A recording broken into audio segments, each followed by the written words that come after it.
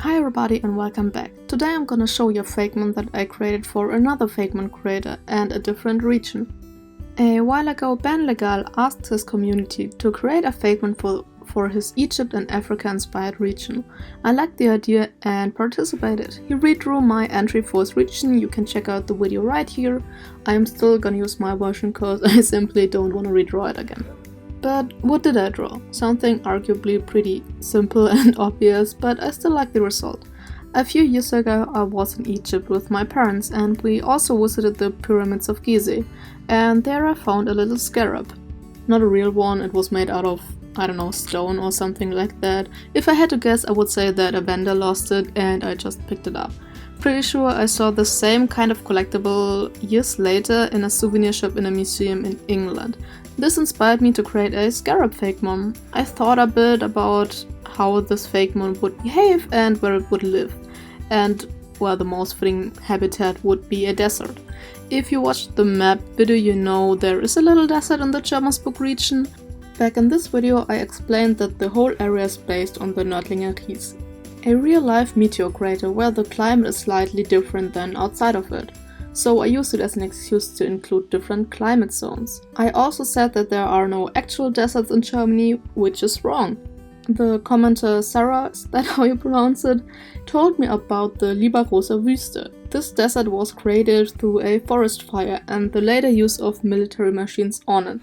I didn't know about this place before, so it was really fascinating for me to find out that Germany actually has a desert. And apparently it's a relatively large one. It's the second largest desert in Middle Europe and the largest one is in Poland. But back to the Fakemon. Here it is the pure ground type Scaradust. The name is a fusion of scarab and dust. I know it doesn't really look like a ground type, but does it have to?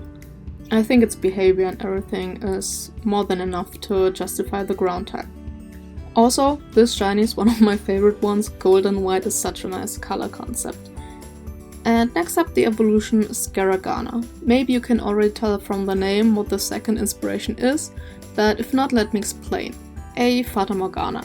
Some of you may have seen a Fata Morgana in real life.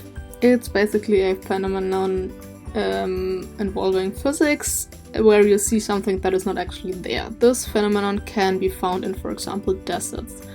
In these cases, the Fata Morgana may look like an oasis, for example. I won't explain how the Fata Morgana actually works because physics wasn't my strong suit in school, but you can look it up if you want to.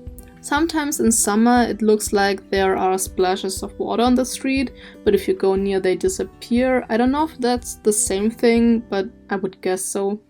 I put a blue stripe and a blue dot on Scaragana's back. This symbolizes an oasis or a spot of water. These Fakemon often bury in sand and use their psychic power to light up their blue spots to lure people towards them. This may sound incredibly evil, but that's not the case.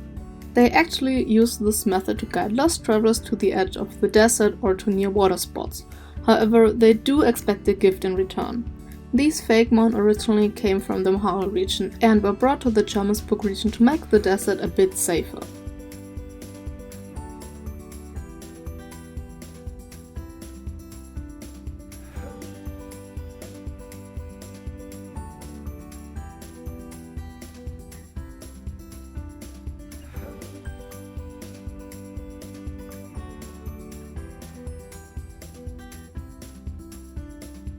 And here it is, Scaragana, a ground and psychic type. This is probably one of my favorite Fakemon I've designed so far.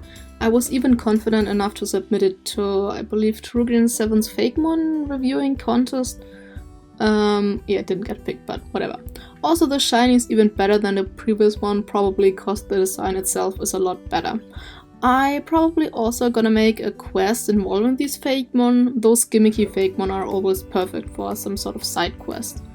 So what do you think? Please tell me your opinions in the comments. Stay tuned for the Fanart showcase, leave a like and subscribe to not miss any future content. See you in the comments!